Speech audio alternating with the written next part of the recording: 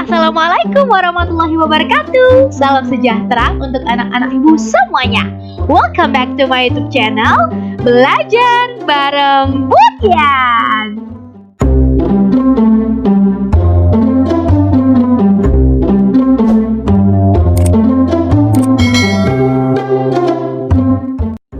Masih tetap semangat ya. Insya Allah kamu semua tetap dalam keadaan sehat walafiat. Oke, hari ini kita akan belajar tentang mata pelajaran spreadsheet. Materi kita kali ini masih tentang rumus lookup, yaitu VLOOKUP dan HLOOKUP. Cuman untuk pada kesempatan kali ini kita akan belajar nih tentang soal-soal nanti ini kalau kelas kamu kelas 12 pasti soal-soal ujian prakteknya tuh kayak gini gitu loh. Jadi nanti di dalamnya ada rumus VLOOKUP dan HLOOKUP-nya, dan juga ada rumus if-nya, ada rumus yang namanya nanti Ibu akan kasih tahu ada yang namanya right, middle, and left. Nah, jadi nanti itu bakal di-combine semuanya. Jadi stay tune, kita akan bahas soal ujian praktik. Penasaran? Yuk langsung aja cekidot langsung ke Excel-nya. Nah, oke, jadi kita udah sampai di soal. Jadi kita di sini harus melengkapi data daftar gaji karyawan bulan November tahun 2017. Di sini ada keterangannya, yaitu lengkapilah tabel berikut ini menggunakan rumus lookup. Nah, untuk kolom tunjangan itu gunakan rumus if.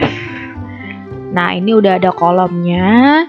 Kemudian nanti ini juga udah ada tabel pembantunya. Kita bisa analisis dulu ini itu VLOOKUP atau HLOOKUP gitu ya. Oke, jadi tanpa berbasa-basi lagi, kita langsung aja masuk. Nah, kita pertama yang harus kita analisis adalah yang mana nih value-nya. Value-nya itu adalah dasar kita informasi awal untuk mengerjakan. Itu informasi awalnya itu dari apa? Ya, coba kita lihat di sini di tabel. Oh, di sini ada yang namanya pakai kode. Ya, kodenya ini ada 001 strip P strip FO. 001 itu tentang apa ya? Mungkin nomor urutnya ya, nomor urut karyawan. Kemudian P itu ada di sini, kita lihat tabel pembantunya, P itu kode dari pagi, kalau P, kalau M itu malam. Jadi karyawan nomor 1 shiftnya pagi. Kemudian FO itu adalah si jabatannya. FO itu berarti di sini kita lihat tabel itu adalah front office. Gitu. Jadi di sini karyawan nomor 1 shift pagi, kerjanya sebagai front office. Itu adalah value-nya, value. Table value-nya informasi awalnya gimana nih kita untuk mengisi rumus lookup-nya ini dari mana? Itu dari kode karyawan. Sampai situ dulu bisa dipahami penjelasan Ibu? Insya Allah bisa ya. Nah, sebelumnya jangan lupa kita harus divide name dulu nih tabel pembantunya ya. Divide name kita divide name dulu semua aja kali tabelnya ya. Ini tabel pertama, kita divide name, kita blok. Kemudian kita ke formula, kemudian kita klik divide name. Kita kasih tabel 1 aja ya, sesuai sama nama yang di atasnya. Oke, kita oke. Kemudian tabel 2-nya kita blok lagi, kita divide name lagi, kita ganti nama tabel 2. So simple, so easy, oke. Kemudian tabel 3 di sini juga ada lagi. Kemudian kita divide name lagi, kemudian kita ganti namanya jadi table 3. That's okay, so simple baby. Oke, lanjut kita mengisi shift, kolom shift hari. Berarti kan tadi ini adalah tabelnya, ini kan tadi kamu udah analisis, berarti vertikal, berarti kita pakai VLOOKUP ya. Berarti langsung aja kita tulis sama dengan VLOOKUP, buka kurung. Kalau biasanya kita langsung lookup value-nya, yaitu kode karyawannya kita langsung klik. Tapi karena kode karyawannya ini banyak, sementara di tabel pembantunya cuma kenal P sama M, maka kita harus pakai rumus yang tadi Ibu bilang, mid. Berarti kita tulis mid. Even namanya middle, tapi kita di sini di Excel hanya mengenal mid ya. Jadi mid, kemudian buka kurung lagi, kemudian kita klik nih kode karyawannya ya. Nah, sekarang Ibu tanya, P ini itu karakter keberapa di sel C9? Ya, karakter itu kan ada angka nih, 001 strip itu juga karakter loh. P strip FO, ya kan? Sekarang P ini karakter keberapa? 0 itu kan karakter pertama, 0 lagi karakter pertama lagi, kedua. Ya, Ibu ulangi, 0 itu karakter pertama, terus 0 yang kedua itu karakter yang kedua, angka 1 itu karakter ketiga, strip itu karakter keempat. Berarti P itu karakter keberapa? Nah, yang dimaksud start 6 ini adalah kamu ini P ini di karakter keberapa? Berarti kan karakter ke-5. Berarti kita tulis karakter ke-5. Kemudian di kode ini itu kita mau ngambil berapa huruf? Cuma satu huruf kan, cuma P, maka berarti kita tulis di sini 1. Num charge itu artinya berapa sih karakter yang mau kamu ambil di kode itu, gitu. Kemudian kita tutup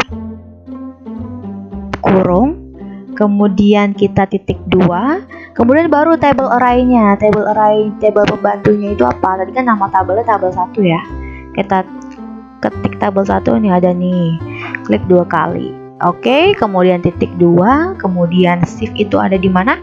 Di kolom kedua ya, berarti kita tulis 2. Kemudian kita titik 2, bisa kita tulis false atau kita ketik 0, tapi biasanya 0. Tapi biasanya kalau komputer kamu nggak kebaca, kamu ketik false ya.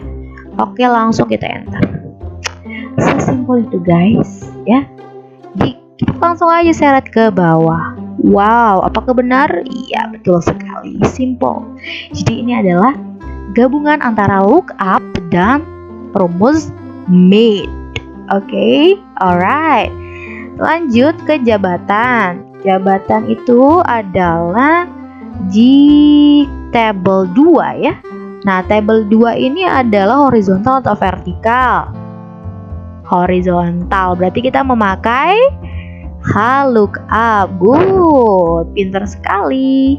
Berarti kita tulis lookup sama dengan lookup buka kurung. Nah, sekarang Ibu tanya, si jabatan ini adalah mengambil kodenya dari siapa? Dari 001 atau dari P atau dari FO? Dari FO ya, karena di sini kodenya FOADOB ya. Berarti FO itu ada di kanan atau di kiri kamu? Di kanan kamu ya, tangan kanan kamu ya. Berarti kita pakai, kalau kanan bahasa Inggrisnya right. Good job. Oke, kita tulis right. Kemudian teksnya itu apa? Teksnya ini isi kode ya. Kemudian num charge-nya itu berapa karakter yang mau diambil, sama artinya. Berapa? Di sini kodenya dua huruf ya, berarti kita tulis 2. Tutup kurung, kemudian titik 2 lagi. Table array-nya adalah table 2 namanya kan? Table 2, ini ada ketemu, kita klik 2 kali. Nah, sekarang jabatannya itu ada di baris keberapa? Baris ke-1 itu kode, baris kedua jabatan, baris ketiga gaji kotor. Berarti ada di baris 2, berarti kita tulis 2. Kemudian kita titik 2, 0 atau false, terserah komputer kamu bacanya apa. Kemudian kita enter. Wow, apakah benar ini FO adalah front office? Yes, it is. Ya, kita langsung seret ke bawah. Luar biasa. Oke, selanjutnya kita berpindah ke uang lembur. Nah, uang lembur ini jumlah jam lemburnya sudah diberikan dari soal. Oleh karena itu kita nggak usah mikir dari mana, itu dari soal ya. Jangan nanya-nanya lagi.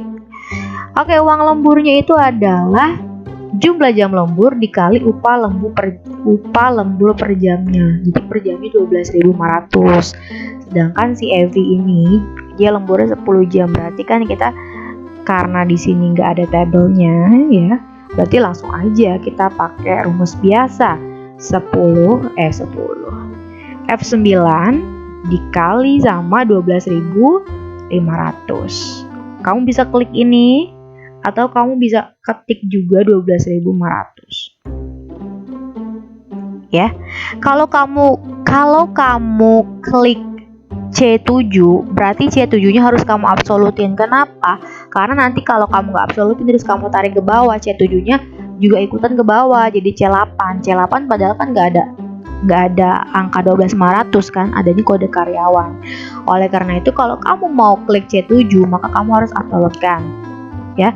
Klik C7 terus kamu klik F4. Tapi kalau kamu klik 12.500 kamu nggak usah pakai absolutin lagi karena dia udah nilai absolut gitu. Jadi nilai nilai number gitu loh. Jadi dia nggak bakal turun-turun selnya. Oke.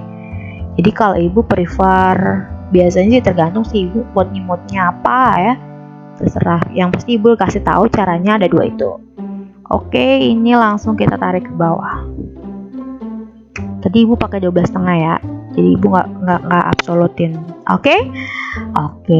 Kemudian kita lanjut ke kolom tunjangan. Nah lo kan ini pakai if. Bu, gimana caranya? So easy baby. Don't you worry about thing ya. Jadi kita tulis sama dengan if buka kurung. Ya. Di sini ada apa informasinya? Oh, kalau front office, maka front office itu adalah jabatan. Ya enggak, jabatan itu ada di kolom berapa? Jabatan CFP. Berarti E9. Ya, jadi E9. Jika E9 sama dengan titik 2 front office, kamu harus samain loh ya. Kalau misalkan di kapital, kalau dia huruf kecil, terus kalau ada spasinya kamu samain, kalau nggak dia nggak kebaca. Ini kan huruf kapital semua front office ya. Jika E9 sama dengan front office, maka ke tunjangannya 150.000. Jangan pakai titik ya, 150.000 polosan. Ya. Kemudian tarik lagi di sini if E9 lagi kamu klik sama dengan administrasi. Ya. Maka gajinya itu tunjangannya itu 200.000 polos. Jika bukan maka tunjangannya berarti kan tinggal office boy ya. Kalau kita tulis if lagi panjang banget, langsung aja kita titik 2 lagi 100.000. Berarti kalau misalkan selain administrasi dan front office udah pasti OB gitu. Kemudian kita kurung tutup enter. Tadi harusnya kurungnya 2 kali ya. Kurungnya 2 kali gitu. Jadi tunjangan 150.000, bener nggak front office tunjangan 150.000? It's okay, bener ya? Oke, berarti kita langsung aja tarik ke bawah. Office base 100, betul. Oke, jadi kita lanjut ke tabel gaji. Nah, tabel gaji itu kan ada di, ini gaji kotor ya, maksudnya ini kurang typo ini. Harusnya kurang lengkap gaji kotor. Nah, tabel gaji kotor itu di tabel 2. Tabel 2 itu kan horizontal, maka kita harus memakai rumus lookup ya. Kemudian buka kurung. Nah, kan tabel local value ini dari kode karyawan ya. Kode karyawan dia ngebacanya kodenya FO, berarti tetap kita harus pakai rumus right karena FO itu di sebelah kanan ya. Kemudian tutup buka kurungnya lagi, teksnya itu di sini. Kemudian num charge-nya berapa, karakter label 2. Kemudian tutup kurung, titik 2 lagi, tabelnya tadi apa? Table array-nya table 2. Kemudian gaji kotor itu ada di baris ke berapa? Baris ke 3. Kemudian di-nolkan atau ditulis false, terserah yang baca laptop kamu apa. Kemudian kita enter. Apakah benar front office 2.250? Betul sekali, gaji kotornya seperti itu. Kita langsung aja tarik ke bawah, pret. Just comel. Oke. Nah, kita cari kemudian di PPh 5%. PPh 5%-nya itu adalah dari gaji kotor. Berarti kan 5% dikali I9. Nah, kan lanjutnya kita ke bawahin. Bu, kenapa ini I9-nya tidak diabsolutkan? Ya enggak, karena memang dia harus ke bawah. Kan I9 punya Epi, I10 punya Emalia. Nggak mungkin kita I9 absolutkan kan, berarti nanti dasar angkanya sih punya Epi semua ya kan, nggak bisa. Oke, jadi kita nggak absolutkan karena memang punya sendiri-sendiri. Oke, Sekarang kita ke gaji bersih. Gaji bersih itu adalah tunjangan ditambah uang lembur ditambah gaji dikurang PPh 5%. Berarti caranya gimana? Klik G9 tambah tunjangan H9 gaji I9 ditambah dikurang sama J9, enter. Kemudian langsung kita tarik ke bawah. Ini kenapa Bu? Berarti kurang besar sedikit ya. Kita kerjakan dulu ini, kita besarkan. Sudah jadi ya. Ini caranya gimana? Hapus dulu. Nah, kalau kita mau cari jumlah gaji maka adalah pakai sum. Sama dengan sum, kita tarik ke bawah, enter. Gaji tertinggi sama dengan max. Kemudian kita tutup, buka kurung, kita tarik ke sampai listian, kita enter. Berarti gaji tertingginya si siapa nih? Si Wahid. Kemudian gaji terendahnya Min. Buka kurung, kita tarik sampai listian, enter. Berarti paling kecil gajinya si Putri. Ya enggak? Cucok meong. Sudah selesai sampai sini. Pasti bisa kan anak ibu? Kan gampang banget, so easy, so gampang banget.